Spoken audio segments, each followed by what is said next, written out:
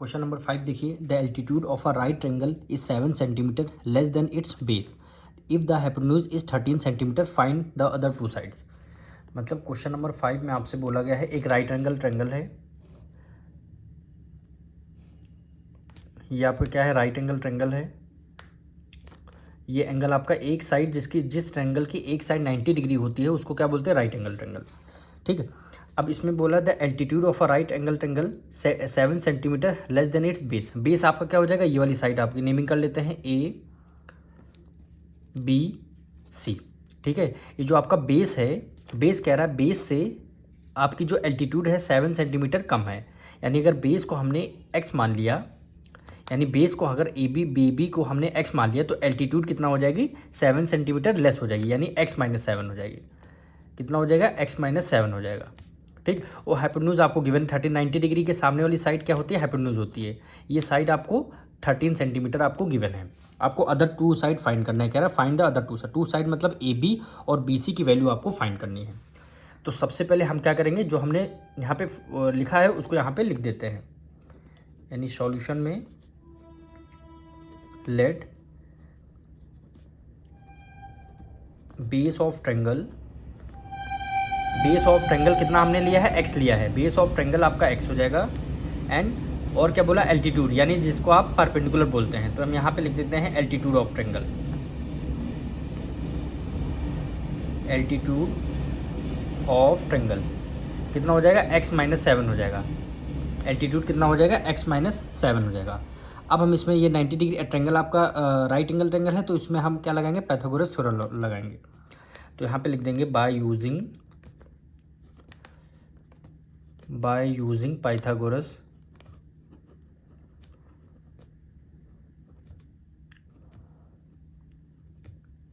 Theorem.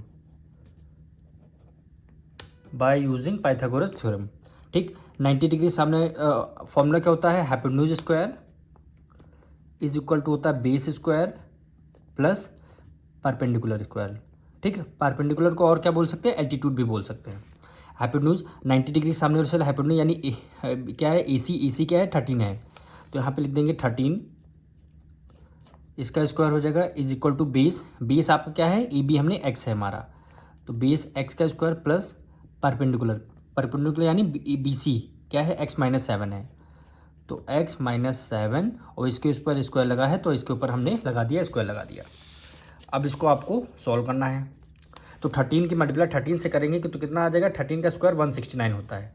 आप 13 की multiply 13 से करेंगे तो 169 हो जाएगा। और ये क्या हो जाएगा, एक्स स्क्वायर प्लस ये देखिए a माइनस बी का होल स्क्वायर हो जाएगा। a माइनस बी का होल स्क्वायर फॉर्मूला क्या होता है, ए स्क्वायर, ए का मतलब यहाँ पे x हो गया, x का स्क्वायर प्लस b की वैल्यू 7 है तो क्या कर देंगे 7 का स्क्वायर माइनस 2a की वैल्यू यहाँ पे x हो जाएगी। ठीक, और b की वैल्यू आपकी क्या हो जाएगी, 7 हो जाएगी। b की वैल्यू 7 हो जाएगी।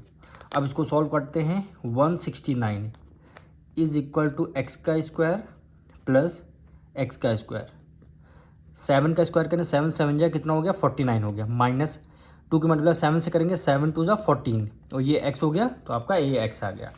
ठीक, अब देखिए यहाँ पे एक्स स्क्वायर है, ये एक्स स्क्वायर। अब इसको क्या करते हैं, ऐड कर सकते हैं क्योंकि वेरिएबल सेम है और बेस भी सेम है। ऐड कर सकते हैं x प्लस एक्स कितना हो गया, 2x और यहाँ पे लगा है स्क्वायर है तो आपका क्या हो जाएगा, स्क्वायर हो जाएगा।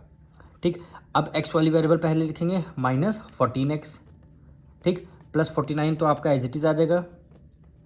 169 इधर किस में है, प्लस में है, इक्वल टू को उस तरफ ले आएंगे ये आपका माइनस में हो जाएगा। 169 माइनस में, जब इसको उधर ले जाएंगे तो इधर क्या आ जाएगा, वैल्यू आपकी 0 आ जाएगी। अब इसको यहाँ पे सॉल्व कर लेते हैं। 0 is equal to 2x square minus 14x। अब देखिए प्लस है माइनस, प्लस माइनस माइनस, 169 में से 49 आपको माइनस करना है तो 9 में से 9 गया, ये आपका क्या आ जाएगा, 0 आ जाएगा। ठीक, और 6 में से 4 माइनस कर देंगे 2 आ जाएगा और यहाँ पे 1 बचेगा। दोनों में से ग्रेटर नंबर को 169 माइनस का, इसलिए यहाँ पे माइनस का आ गया। ठीक है, अब देखिए यहाँ पे 2 है, ये 14 है, यहाँ 120 है, तीनों क्या है, 2 के मल्टीपल हैं। तो हम क्या ले लेंगे, 2 को बाहर कॉमन ले लेंगे। यानी 0 इज इक्वल टू 2 को बाहर हमने कॉमन ले लिया। 2x स्क्वायर में से अगर हमने 2 बाहर कॉमन ले लिया क्या बचेगा, एक्स स्क्वायर बचेगा माइनस 2 की टेबल में 14 7 टाइम में आता है तो 7x हो जाएगा। यहाँ माइनस है, माइनस हमने कर लिया है। अब 2 की टेबल में 12 6 टाइम में आता है, और यहाँ पे 0 है तो हमने 1 0 लगा दिया। ठीक है, अभी देखिए 2 इधर है मल्टीप्लाई में, तो इक्वल टू के इस तरफ लेके आएंगे, ये आ जाएगा डिवाइड में। अब यहाँ पे लिखेंगे 0 डिवाइडेड बाय 2, इधर में आ जाएगा डिवाइड हो जाएगा, is equal to bracket open कर लेंगे x² माइनस 7x माइनस 60। 0 को 2 से डिवाइड देंगे, क्या आ जाएगा 0 आ जाएगा, is equal to x² minus 7x minus 60 आ जाएगा। अब हमें क्या करना होता है, फर्स्ट टर्म और लास्ट टर्म की करनी होती है मल्टीप्लाई, यानी 60 की मल्टीप्लाई x² से करेंगे तो कितना आ जाएगा 60x² आ जाएगा। हमें 60 के ऐसे 2 फैक्टर करने हैं कि देखिए मिडिल टर्म आना चाहिए, यानी माइनस करने पर 7x आना चाहिए, और इन्हीं दोनों फैक्टर के जब आप क्या करेंगे मल्टीप्लाई करेंगे तो आपका 60x² आना चाहिए। तो साफ साफ फैक्टर दिख रहे हैं आपके, 12 5 जा कितना होता है 60, 12 5 जा 60 होता है। अगर 12 में से 5 माइनस कर देंगे कितना आ जाएगा, 12 में से 5 माइनस कर देंगे 7 आ जाए, 7 यहाँ पे लिखा है, और 12 की मल्टीप्लाई 5 से करेंगे 60 है, तो आसान तरीके से हमारा हो जाएगा, यानी इक्वल टू 0। फर्स्ट टर्म को एज इट इज़ लिखते हैं, और आपका ये लास्ट टर्म जो है इसको एज इट इज़ लिखते हैं, केवल मिडिल टर्म को हम स्प्लिट करते हैं। मिडिल टर्म को क्या करते हैं, स्प्लिट करते हैं। तो चाहे आप 12 पहले लिख दीजिए, चाहे आप 5 लिख दीजिए, तो हम 5 पहले लिख देते हैं। तो हमें यहाँ माइनस का लाना है, तो 5 हम प्लस का लिखेंगे, प्लस 5x माइनस 12x हो जाएगा, माइनस 12x। अब देखिए जब आप प्लस माइनस माइनस करेंगे, 12 में से 7 माइनस कर देंगे, 12 में से 5 माइनस कर देंगे 7 आ जाएगा। ग्रेटर नंबर कौन सा 12 है, इसलिए माइनस का है, इसलिए माइनस का साइन आ गया।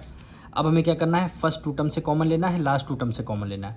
x² है या 5x है, आपने क्या किया x को बाहर कॉमन ले लिया, x² में से x कॉमन ले लिया, बचेगा x बचेगा, प्लस है प्लस कर दिया, 5x में x कॉमन ले लिया, बचेगा 5 बचेगा, यानी x + 5 हो गया।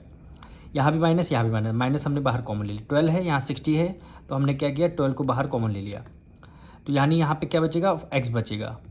जब माइनस का साइन बाहर कॉमन ले लेते हो तो अंदर के दोनों साइन चेंज हो जाए। 12x क्या है आपका माइनस में था, प्लस में आ गया, और 60 आपका माइनस में है तो ये आपका प्लस में है। 12 5 जा क्या होता है 60 आ जाएगा।